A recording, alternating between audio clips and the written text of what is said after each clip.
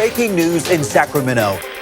Teachers announcing just minutes ago they've set a date. They will strike on March 23rd if they don't reach a deal with the district. The district has a long history of strained relations between its unions and administrators. Late tonight, the Teachers Association confirmed they plan to go on strike tomorrow. What can you do when a superintendent reneges on a signed contract? What can you do when 10,000 students are without teachers? What can you do when a meddling mayor, an incompetent superintendent, and an obstructionist school board are not on your side? What can you do after a once-in-a-100-year pandemic when the district holds COVID relief money in a rainy day fund and doesn't use it to fix the real needs of students and teachers? This is a story of lessons learned from SCTA's 6-year struggle in the eye of a storm. How teachers organized, won the support of the community, and built a stronger and more unified union. And how other teacher unions and their supporters can embrace similar tactics.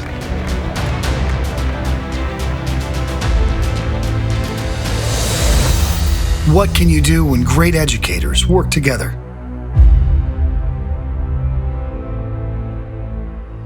Let's start with 2017 and a broken agreement. We were gearing up for a strike in 2017. That was the first time we'd actually said the S word. Our salary schedule was really poorly designed for retaining teachers. And so our whole salary schedule needed to be revamped.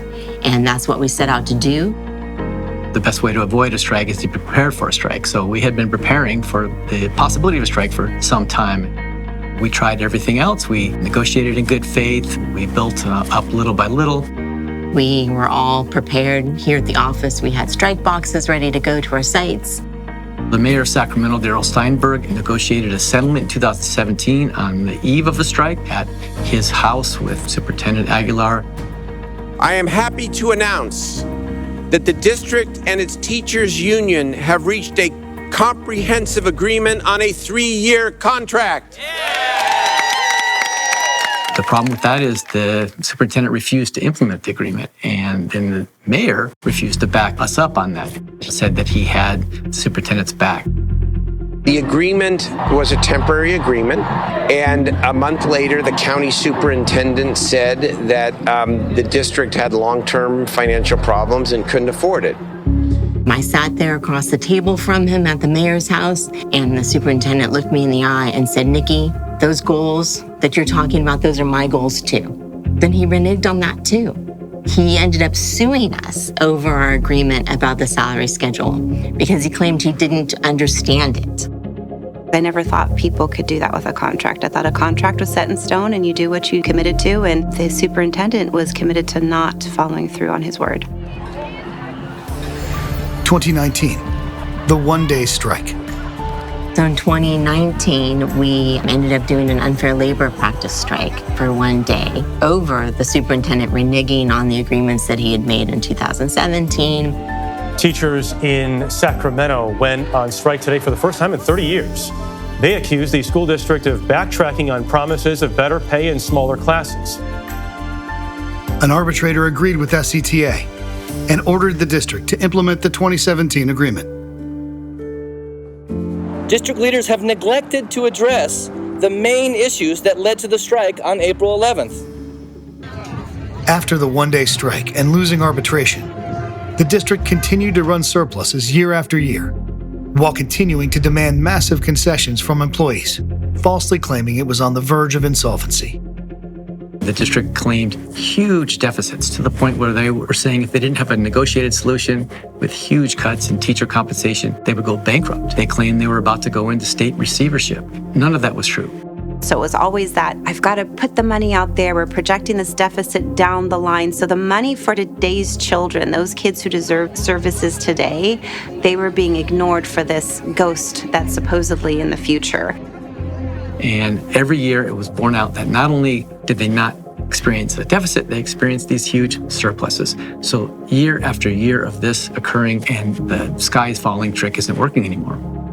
It started to become almost like an ongoing joke. We know he's going to say we're running a deficit, and then at the end of the year we would have a surplus. Sac City schools make decisions based on wrong numbers. They failed to count 5 schools. Projected a $35 million deficit. Wrong numbers, no deficit. The school board was very frustrated, and it seemed like no matter what evidence they were shown, they still supported the superintendent. They voted to propose a pay cut to us. They voted for a pay raise for the superintendent. Continued giving him raises year after year after year. What's your salary? My salary is $295,000 a year. Over a period of time, they amassed a massive reserve fund that wasn't going to anybody. 2020, defeating an obstructionist school board president. Teachers, we want to just stay in our classrooms and stay focused on our kids. And there's a saying, that we're not interested in politics, but politics is interested in us. Sac City Unified School District is in Sacramento. It gets wish-washed into politics in a way that other school districts just aren't. The people that run for school board are often budding politicians. For many, many years in Sacramento, what we've seen is school board members come in and use this as a stepping stone in their political careers to go on to city council or county supervisors. We also had a school board that was very well connected to the Democratic elite of our town that really were in kind of an echo chamber of their own. They were sort of the gatekeepers to everything, right? The buck stops there. And they get to pick the superintendent, which trickles down to all the administration and then trickles down to us at the school site. A school board can be very powerful. They'll limit what's being discussed. They'll limit how things are presented. I can remember being at a board meeting and waiting up to 5 hours to speak. When I spoke to the board, they cut me off. We had Jesse Ryan, who was the school board president, and Jesse Ryan was a huge supporter of Aguilar. I used to joke that if he asks a question, she's never going to give him a no. We still are going to have to make potentially devastating cuts in the coming weeks and months to be able to close that gap. Jesse Ryan participated in the teacher bashing campaign. She was constantly blaming the teachers for this sort of made up budget problem the district was having. She would not allow any of the actual truthful information to come to light about the school district and how it was doing financially. When Jesse Ryan's seat was up, I was like, I am going to do everything I can to make sure that we get someone better. It was really important to have her replaced, and we put a lot of effort into that, and we were successful. Even though board president Jesse Ryan was resoundingly defeated, a majority of the board continued to support Aguilar and his demand for a $10,000 cut in the average educator's take-home pay. It was incredibly frustrating that the district not only was not willing to accept that compromise solution, they also were not prepared to bargain and not prepared to try to avert the strike. As your Board of Education that has taken fiscally sound steps towards correcting the long-standing structural imbalances in the district budget. The district tried to say it would break the bank. It didn't break the bank. The district has over $150 million in their savings account right now. A wage freeze, a pay cut of 2%, and an increase in what the membership pays toward healthcare means one thing: more teachers finding better packages in districts to work for outside Sac City schools. At the meantime, our students didn't have teachers, literally didn't have teachers. We had 10,000 students coming to school every day who either had a substitute or in many cases, not even a substitute, and were corralled into an auditorium. A strike will hurt our students, families, our employees. After nearly 3 years of interrupted learning due to COVID-related school closures, illness, quarantines, it's heartbreaking. We could have avoided the whole thing if the district had just come to the table and negotiated in good faith. 2022, the 8-day strike. And you can see those teachers now taking that argument to the street as the union called for a strike last night after 8 o'clock when talks broke down. The first day of the strike, there was a lot of energy. We were trying to make sure that everybody was prepared for what could be a long haul, which it ended up being. The rallies were super inspiring. We have thousands of teachers and also the community members We had a drum line from one of the local elementary schools that just would show up every day. We had bands playing and music and chants going on.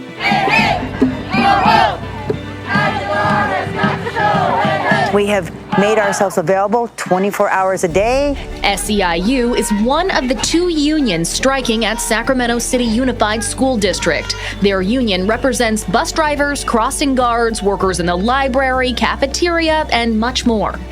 And they've been treated really disrespectfully. They have been ignored. We are united, and we have these buttons made that are our joint unions together. We had a coalition of educators around our area as well as support of our Central Labor Council.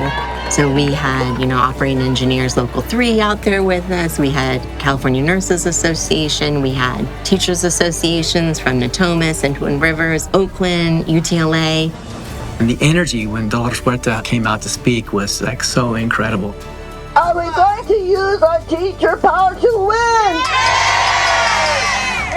So let's use our power. Sí se puede. Sí se puede. The crowd was huge.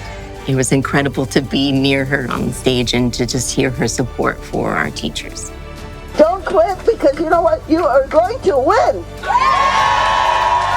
I was like, I can't believe I'm here. I'm on strike, listening to this woman who made history doing the same type of work. I had committed to the long haul, so I was there for as long as it was going to take.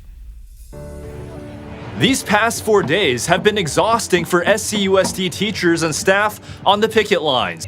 On Friday, State Superintendent Tony Thurmond called on the district to negotiate with SCTA and SEIU. However, SCUSD leadership did not accept Thurmond's invitation, instead holding their own virtual meeting, urging both unions to come up with a counter-proposal. The district negotiations team is ready to meet around the clock, but what we first need is a counter-proposal from SCTA. The superintendent of state public education, Tony Thurmond, had arranged a meeting to try to intervene. The district was basically refusing to show up, and this was the Superintendent Aguilar's sort of way he operated. When we were trying to talk directly to the superintendent, talk directly to the board members, it didn't seem like it mattered. To me, he was just an individual that was being used to break up the union. We actually had to file charges at the Public Employee Relations Board for the district not bringing people to the table that can make decisions. At the bargaining table, we were dealing with lawyers. And at that point, it was pretty clear to us that dealing with the lawyers was not going to get us anywhere. Our entire bargaining team marched from the rally point into the district headquarters. We're going to sit up and we're going to wait for Jorge.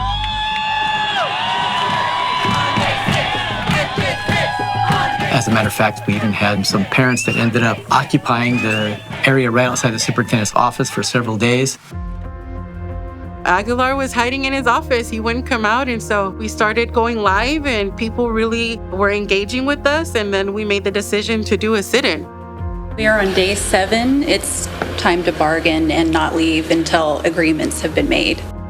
We loved having the parents occupy Cerna with us. We were there for 20 hours a day waiting for the district to come to speak with us. Parents were joining in and they were speaking up. That just re-energized our efforts and making others understand, hey, this is a moment in time here.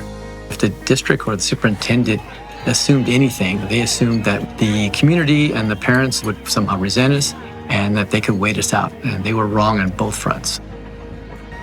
Well, the Sacramento Teachers Union says the teachers' strike is over. After 8 days with no school tonight, the union telling us they've reached an agreement with the district. Classes are back on for tomorrow. And not only did we get a good agreement coming out of the strike, we got extra increase for hard-to-fill positions like special education teachers, school psychologists, that we had roughly a 40% vacancy rate. And that's going to help staff our schools in the hardest-to-fill positions. 2022, campaigning for a new school board. We knocked on 44,000 doors and wrote thousands of letters, had hundreds of volunteers work tirelessly over several months to get our new school board members elected. We had 3 school board elections that year. We won all 3 of them against candidates that were well-entrenched, political elite. And they had won their elections previously by 40 to 60%. So winning that school board was so important. We as society don't necessarily take school board electeds in my opinion, very seriously. What we do and what we vote for directly impacts not only the teachers in the classroom, but also the students. I can excitedly say we've created measurable differences in just 10 months.